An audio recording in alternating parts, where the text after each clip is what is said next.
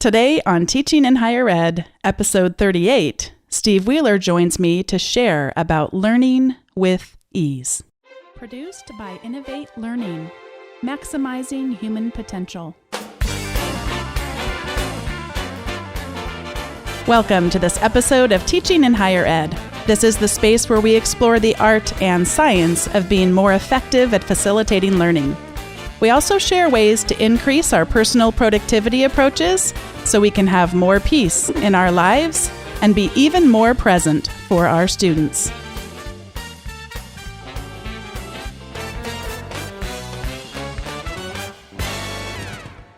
I'm so pleased to welcome Steve Wheeler to the show today. He's an associate professor of learning technology in the Plymouth Institute of Education at Plymouth University. He serves on the editorial board of dozens of international journals and is the author of 4 books, one of which we're going to be focusing on in today's episode, Learning with Ease. And his research interests include teaching technology, cybercultures, creativity, and social media. And Steve, welcome to the show. Thank you, Bonnie. Hello from Plymouth, where it's been really sunny and warm here today, funnily enough, in the middle of winter. But that's the southwest coast of England for you. That's a nice surprise for you, I bet. Well, thanks for being on the show. Well, I'm looking at the weather reports, and it says that over on your side of the pond, up in the northeast at least, where I was in the summer, in Washington, D.C. and New York and Philly and all those places, it's freezing over there. So we've got the best of it over here, I think. Yes, well, a shout out to our folks who are freezing. I'm in Southern California, nice and warm. I think it is 75 or 80 degrees outside today. We live in paradise. I love San Diego. That's one of my favorite places in the world. If you're near there, then that's a great place to be. That's where I grew up, and we're just about an hour north of there, yeah. Well, tell me a little bit first about why did you decide to write this book, and how did the title come about? Well, the title and the book and the blog are all wrapped up together, as people will probably know if they've read the blog. I originally started writing the blog back in probably about 2007. That's 7 or 8 years now. It's been there, and I originally thought about names to call it, thought something pithy, and I came up with Learning with Ease because it's a play on words, but it's also saying exactly what it does on the jar of the can, really. It's about learning using digital technologies. And the book actually came from the blog, so anybody who's read the blog will probably maybe recognize some of the chapters. What I've done is I've taken prominent blog posts, ones that have been quite popular, and what I've done is I've written new narrative around it and extended it and enlarged it, if you like, so that there are now 14 chapters in the book dealing with various aspects of learning with technology. And the other thing that I've done, which I think is fairly unique, is to try and incorporate comments from people who I've been interacting with on Twitter and on the blog into the narrative as well. So in that sense, I suppose it's fairly unique. Did you also have the intent on the word ease itself, E-A-S-E, in terms of maybe inspiring us that we can do this too, or is that just my projecting myself onto you? Well, you see, not all learning is easy, nor should it be. I think some learning should be a struggle, and I think I was at a conference speaking in I think it was somewhere like Spain last year, and someone said to me, should all learning be fun? And I said, well, not all learning should be fun. I think some learning, or all of learning should be fun, especially for kids, but I think some learning should also be difficult. It should be a struggle because, when we struggle for things, we value them more. And for people to value learning, I think sometimes there has to be some kind of Sturm und Drang, as the Germans say, a bit of angst, as well sometimes. So you work your way through it, and you value the learning more. So yeah, learning with ease, but also learning sometimes with a struggle too. I think I was projecting myself then in that case, because we talked a lot about on the show previously about the idea of not to shy away from learning being a struggle, and that actually is such a good sign. And yet I teach so much now. My primary discipline is business and management, but I've a couple of times a year I teach for a doctoral program over here. Yeah. With educators, and I'm noticing so much that with some of them, they just decide going into the classes, technology and leadership, they decide in advance, this is not for me. There's such obstinance against it. So I think I'm projecting where I think if we go in with the mindset that these tools are not helpful. They're too hard. I can't do this. It's back to the research that's been done on mindset. So I guess I guess I was projecting, but I can certainly see the importance of going through the struggle. And that's what's been rewarding too, is as I've done it more, I go, okay, they're going to struggle. They might even get angry with you. And at the end of it, they're going to be thanking you. Or even if they don't, that might not be the end of their learning journey. I remember when I first got into education, I used to train teachers in the post-16 sector, which we would call post-compulsory education over here in the UK. And I remember I'd only been teaching for about 3 years since I qualified, and I was quite young at the time, and there were most of the students were older than me because they were all coming in as seasoned educators and professionals wanting to gain a qualification. In them days, you could walk in to a college and teach without a teaching qualification. They have a degree maybe, but no teaching qualification. And I remember practicing my particular style of progressive education, which was very Socratic, very kind of asking questions rather than giving answers. And there was one Scots guy in my group, a rough kind of Scots guy, and he was quite a rough-looking guy, and he was an engineer. And he got really angry with me in the first session and said, you're supposed to be telling us the answers, and we're supposed to be asking you the questions. You're our lecturer, you're our tutor, and you're supposed to be telling us, And that's a really bad Scottish accent, but that's what he was saying. And I said to him, no, I'm going to keep asking you questions and get you thinking hard and get you struggling. He said, but that's not what we're here to do. We're here to learn from you. And he got really annoyed with me. And every week he would confront me with the same kind of complaint, and every week I'd say to him, go away and study more and come back and answer the questions that I'm asking you. And do you know, at the end of the 10 weeks of that module, he came and shook my hand and said to me, Steve, I'd like to thank you very much for turning my mind around, he said, and giving me a new perspective on teaching. He said, I'm going to go away now and teach my engineering students the same way. I'm going to ask them questions from now on and not give them answers to make them struggle. And so I thought, well, result, Wonderful. Speaking of these progressions, one of the things you describe in your blog and in the book is this progression between Web 1.0, the Write Web, then we go into 2.0, the Read Write Web. Talk to us about eLearning 3.0 and what we've progressed from. Well, those of you who are familiar with 1.0, 2.0, 3.0, all that kind of stuff. I mean, it came from the ideas of Tim O'Reilly originally, O'Reilly Media. And what Tim was trying to do there was show not that there are, in fact, compartments into which 1.0 or 2.0 fit, but really to show kind of more like a progression or evolution of the web into where it is now. And Web 1.0, if there was such a thing, would have been what we call the sticky web, which is a web which you couldn't do much with. It was really controlled by the webmasters, and they would push content to you, and you had to accept what was there, and really you couldn't change much, and you couldn't participate much either.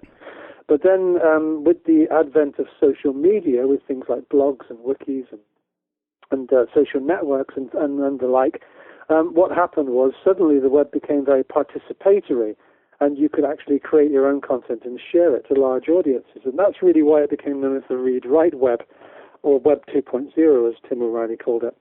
Web 3.0, I suppose, is essentially the read-write web, but with machine intelligence combined into it. So, in effect, you can go onto Amazon, for instance, and see the examples, early examples of this kind of semantic web, as we call it, whereby it predicts what you want by examining your previous behavior. It takes the big data, either of you or a community of yous, and what it does is it predicts what you need. And so on Amazon, if you buy a book, it will say, oh, did you know that 23 people who bought this book also bought these?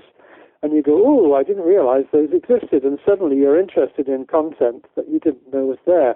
And so what it's done is it's taken your previous behavior and purchasing and so on, and it's predicted what you might want next based on what it's seen other people buy who've also bought the same things and what you've also bought previously. And that really, if you start putting that into the context of learning, whether it's learning management systems or the flipped classroom or MOOCs or any type of digital delivery, you can see how powerful that might become, because that would allow you to start creating your own personal pathways through large quantities of content, so you can get to the point where you need to quicker and maybe in some cases easier. Explain the theory of digital natives and what are your thoughts on the paradigm?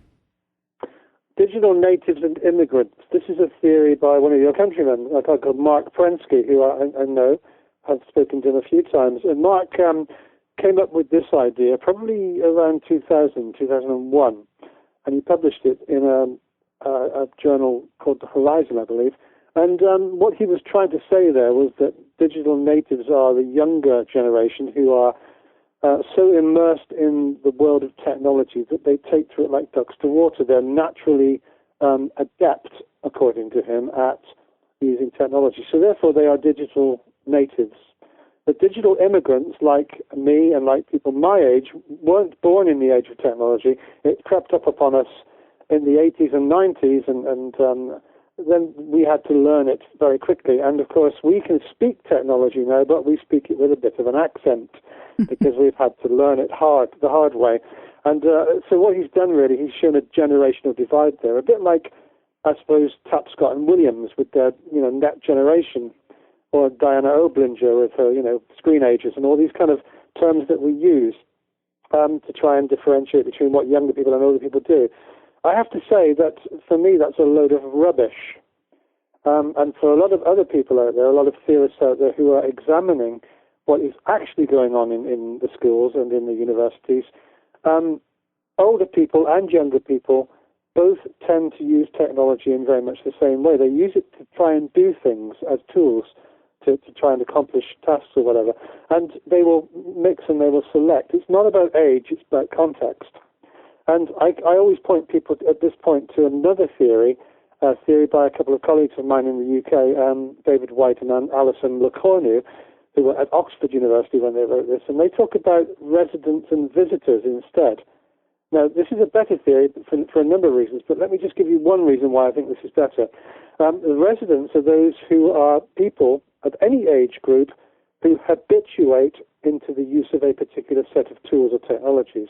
They become very familiar with the tools, and therefore they become resident within those tools, and they can use them for any purpose. The visitors are those who may be the same people who use other sets of tools casually, and they'll use them in ways that only when they need them occasionally. And of course, they're not as familiar with those tools as the ones that they are resident within, and therefore they struggle with them. And that, for me, is a much better contextually laden explanation than the digital natives and immigrants theory. My first job out of college was teaching computer classes, and that's how I really started with my passion for technology. And I used to actually teach 6 different levels of Microsoft Excel. And they talk about people only using 2% of features in a robust word processor or an application such as a spreadsheet. And I have such mixed feelings about this because, as you say, it does seem like a bit of rubbish to me. We've actually in the past had colleagues, this is many years ago, but that suggested, we should not teach a class on computer applications for our majors because they all know this stuff already. And I wish I would have had your expression of a load of rubbish because that was more polite than what I was thinking at the time. That's the problem with the theory. Firstly, it's got no empirical evidence to support it. It's all anecdotal. Mm-hmm. It sounds nice. It sounds like it's intuitive. But when you get down to it, people use technology because they want to, not because they have to. Some people obviously get forced into using it in their job, but then they get trained. And then they use it. I suppose the problem with it is that when you get into a school staff room where all the faculty or all the teachers are in there talking, you will actually hear the digital natives theme or theory emerge almost like an excuse. Well, I'm not going to go in and use the computers with these kids because they all know it already, and I'll be made to look like an idiot because I don't know it. That is just an excuse, I think, to disengage from using technology. The kids will use technology anyway, but I think it's still down to teachers to scaffold their use of it into, rich and true pedagogical applications. In other words, children know how to use technology to play games. They probably know how to use it to connect with each other and use it as a social network. But when it comes to hard learning and serious pedagogy, they've got no clue, and this is where teachers come in. teachers are not only content experts, they should also be pedagogy experts as well, and show students how to use technology in the appropriate ways. And that also includes, I suppose, avoiding all the really dangerous and difficult things that kids might get into if they don't know what those dangers are. When Kathy Davidson was on the show, she and I spoke about a tool that helps assess for digital literacy that Mozilla has put out. Are there any other tools that you find helpful, frameworks or models for assessing whether it's the teacher or the student's levels of digital literacy? Do you know, I admire Kathy's work, and I correspond with her a lot, actually. But I'm not sure whether tools like that are any use, because every individual's context is unique. And, these tools tend to end up measuring people against each other, which I don't think is what we're in the game to do. I think what we're in the game to do is to learn as well as we can, each of us, and also to teach as well as we can. And, for me, tools that measure your level of digital literacy don't have that much meaning or value. So for me, I know what I need to do with the tools that I've got available to me, and so do my students. And if they don't, then I will scaffold them into that. And the same goes for my colleagues. I don't need to measure my level of digital literacy. I just need to know personally where the gaps are, and then find out how to bridge those gaps, if you like. I'm hearing a theme from what you're saying, too, that's part of the problem solving itself. So the whole context of your teaching is to engage them in problem solving and asking those important questions. And, of course, technology is going to be a part of that problem solving, too. We learn better when we're curious. We become curious when we don't know the answer to something. And we don't know the answer to something when we get challenged, usually with a problem. Yeah. So problem-based learning, challenge-based learning, for me, is probably the most powerful method that you can possibly use. How did you first get started on Twitter, and what are most higher ed educators missing about the power of this social network? Well, I first got involved with Twitter when I saw it being used at a conference. When I saw it as a back channel, I thought I must find out what people are saying behind the screen, if you like, behind where the speakers are. And so I immediately created an account. It was the Steve Wheeler account, which very rarely gets used. It's only got 1,000 followers or so, that one. So, but the Steve Wheeler account was the first account that I created. And then I thought, let me try an experiment here. So I created the Timbuktu account, which was a silly name, I know, but it's a name now that's stuck as a brand, I suppose. And I created an avatar for it, the astronaut from 2001, A Space Odyssey, the actor Keir Dullea, who plays Dave. And I put shades on him, and I colored him blue, and that was my avatar. That was my kind of presence on Twitter. And I did that as kind of a social experiment to see who would follow it, not knowing who was behind it. And, of course, after a while, it got lots of followers, and then suddenly became quite a channel for communication. And I now use it along with my older avatar, the Steve Wheeler account, and 3 other accounts, which I won't talk about because people don't know who's behind them. And all of these accounts, I suppose, I'm using as a kind of a psychological experiment to see how people communicate with each other and how we connect in this new learning ecology that we would call the Twitterverse, I suppose.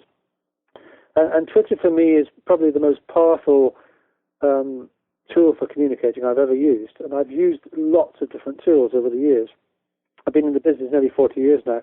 And I remember the age before the internet. I remember the age before personal computers and mobile phones. I remember when we first put the satellites up and started using them all those years ago. And I remember using closed-circuit television studios. And all of that kind of stuff has been kind of leading up to this point where we're now able to connect with each other instantly around the world and share content and repurpose content and discuss and discover together.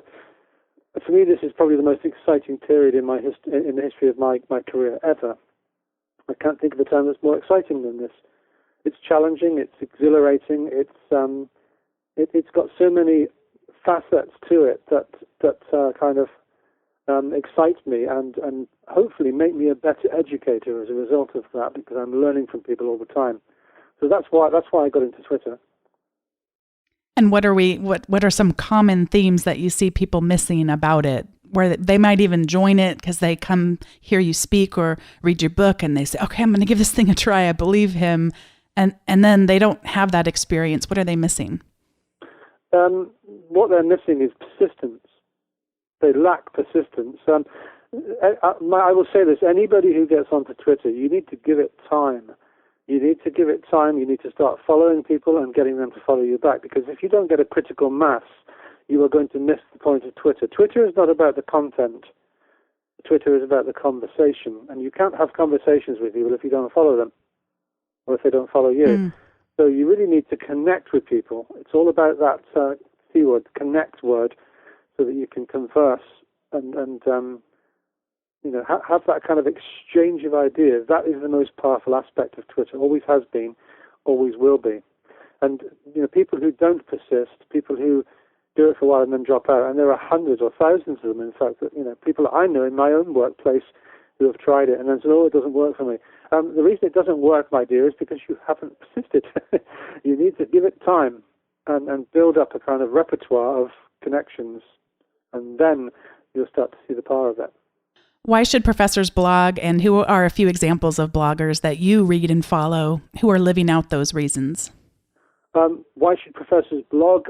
Because if they don't, how else are they going to express themselves? The ways that professors usually express themselves and their ideas is through closed academic journals, peer-reviewed journals, and this is the kind of academic capital, if you like, that most universities currently subscribe to. That's going to change because more and more of us are now blogging as a means of expression. I'll give you an example of why I know that blogging is much more effective at spreading your message than a closed academic journal.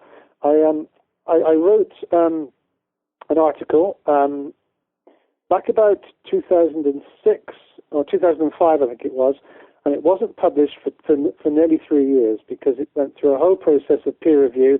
They couldn't find enough peer reviewers. They sent it back to me. I revised the content, sent it back to them again, and then there was a huge backlog before the paper copy came out because at the time there were loads of people sending in articles, and so I had to wait nearly 3 years for my article to be published. At the same time as that was published, I wrote another article, sent it into an open access journal, which you could call a blog if you like, but this was peer-reviewed also. This was peer-reviewed by 5 people instead of 2, and the 5 reviewers were open reviewers. I knew their name, they knew my name. Not only did they publish my article within 6 weeks of me submitting it after the revisions, they also published their review comments, and they published my revised copy as well as my initial copy. So in fact, it was an open audit process. So this is the kind of thing you can do on blogs as well, but open access journals and blogs are the way forward for disseminating content. And I'll give you one final comparison. The article that I published in the closed paper review journal, I don't know how many people have read it, but I do know that it's had 36 academic citations since 2007. The open access journal article that I wrote, I know that it's had something like 550,000 views since it was published, and it's had almost 1,000 academic citations. There really is no comparison. And when you come to blogging, this is even more open, because what you're doing there is you are entering into almost like a bear pit where people are actually reading stuff and commenting on it. So you get a different type of peer review there. You get a peer review which could be much harsher, in fact, and often is, but it makes you think harder. It makes you reflect on your practice more deeply. It makes you more critically aware of all the different conflicting opinions that are out there. It gets you more deeply engaged in the discourse of your field, and ultimately it allows you a huge audience, an instant audience. I can put out a blog post and get a couple of 3,000 views in a day on it. I don't know how I could possibly do that with publishing in journals. So that's why I think professors should publish their ideas in blogs and also, as I say, open access journals. Those, I think, are the 2 main channels for the future, and they will emerge in more popularity as the years go by, as the closed journal starts to fade into the background and become irrelevant. That's my personal opinion on that. you asked me for favorite blogs that I would read. Well, I read a number of blogs on both sides of the Atlantic, and let me tell you, Jim Groom, his work is fabulous. Also, I read the work of George Siemens. I read Stephen Downes' work. I read the work of Stephen Anderson. He's got a blog called Web 2.0 Classroom, and his work is absolutely fabulous. Shelley Terrell's a good friend of mine. I read her work a lot. On my side of the channel, my side of the pond, there are people like, I'm thinking of Martin Weller and David Hopkins, who's got a wonderful blog called Don't Waste Your Time, which is an EdTech blog, and various other people. Over on your side again, there's Amy Burval, who's actually in Hawaii. Now, Amy Burval has got the History Teachers channel on YouTube, and that is an absolute hoot to watch, honestly. But it gets its message across in historical format using contemporary tunes. There's so many people out there now. Audrey Waters is another one that I admire. There are so many. Alan Levine, Cogdog on Twitter. I'll give them all a name check because they're all such great people. Helen Keegan on this side of the Atlantic. I could go on and on. There are literally dozens of people that I follow and read the content from. So there's a kind of a huge amount of blog posts out there coming out all the time that are really, really worth reading, and you'll learn something from each of them, believe me. I knew it wasn't a fair question, but I couldn't resist because you just named a number of names that I am aware of, but also... for just one, shouldn't you? And then you'd have limited me. I would have still gone about 13 there. It's brilliant. It's fun to see some that I recognize and then some that are totally new. So I'm glad that I asked. And speaking of Audrey Waters, as we look to close, or at least transition into the recommendations piece, she was on the show. And one of the things that has really stuck with me was this idea of privacy with regard to big data. And I won't do justice to her words, but if anyone hasn't listened, I'd suggest go back to teachinginhighered.com/15. 15 or 18. I shouldn't do this off the cuff. At any rate, she talked about just this idea that even as young children, it used to look like we'd have our cardboard box, and the cardboard box would have our report cards and mementos such as that. But that today with big data, and especially with the big publishing and testing companies, our every click of the mouse is being tracked. And you mentioned Amazon, of course. I mean, wonderful that we can be marketed to so well, but a little scary thinking about young children and even us as adults not being afforded as much the opportunities to fail and thinking about all of that being tracked. Do you have any thoughts about that aspect of it, sort of the fear side of, you spoke so eloquently about the opportunity, but I wondered your thoughts on the challenges. Well, you know as well as I do that the way that the MOOCs, the ex-MOOCs are actually making their money is by selling data. Mm-hmm. And I suppose that's their prerogative, and people have to have their eyes open when they go into these kind of things. When it comes to school, when it comes to compulsory education, I think it's a different matter. But I mean, I could answer very tritely and say there's no such thing as privacy anymore. And to a certain extent, the death of privacy has happened because, we are all surveilled now. We are all monitored. People know where we are by just following the GPS positioning on our mobile phones, our cell phones. It's very difficult to be a private citizen these days. I think you'd have to have no electronic devices or tools on you at all, anywhere, to be kind of unknown in the world. It's a difficult question to answer because there are issues over data protection and privacy, which are still, I think, being formulated. I think the law is running to catch up with the rapid advance of technology and how it's influencing our society. So I think it's a difficult question to answer because school systems differ. Social contexts differ, cultural norms differ across the world, and what is privacy for one person is not privacy for another person. So, I'm going to demur at that point and say that's all I can say on that issue. It's certainly a complex one. Before we go to recommendations, what have I not asked you that I should have? You could ask me anything you like. What's my favourite football team? Or, how many socks did I wear this week? I don't know. Yeah. I was telling you before I hit record that I just finished reading your book, and there's so much there. It was difficult to even pick out the questions that I did, so I thought I'd just leave a little room for you to share anything else you'd like to before we go into recommendations. Do you know what floats my boat at the moment? Do you use that expression in America? What floats your boat? Yes. Yeah. What floats my boat at the moment is maker spaces. Have you heard of those? Oh, yeah. Mm-hmm. I had my eyes open last year. I knew that it existed before, but I went to a school in New Zealand, in Auckland, called Taupaki School. Here's another guy to follow, a guy called Stephen Lethbridge, who's the principal of that school, Taupaki School. Have a look at it. Mm-hmm. It's one of the most fabulous schools you'll ever get to if you get out there. It's what they call a primary plus school. So their children start at the age of 5 and they go through to the age of 13. So it's almost like a kind of a bit of a high school in there as well. And that's quite a time to have those kids. And you can walk into any classroom in that school and you'll see maker spaces in there.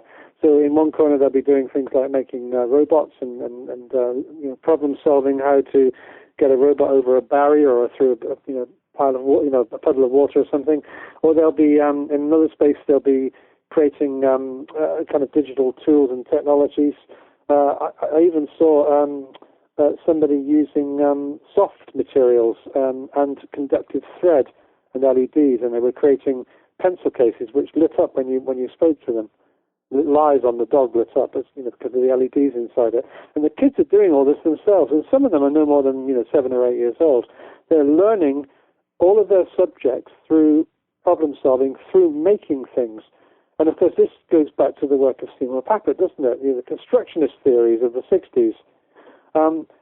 So whether they're coding or whether, programming computers, or whether they're measuring a school and then recreating it on Minecraft, or whether they're doing something else, what they're doing is they're learning the curriculum subjects, but they're doing it in a very fun way, a very engaging way, and they're doing it using challenge-based and problem-based learning.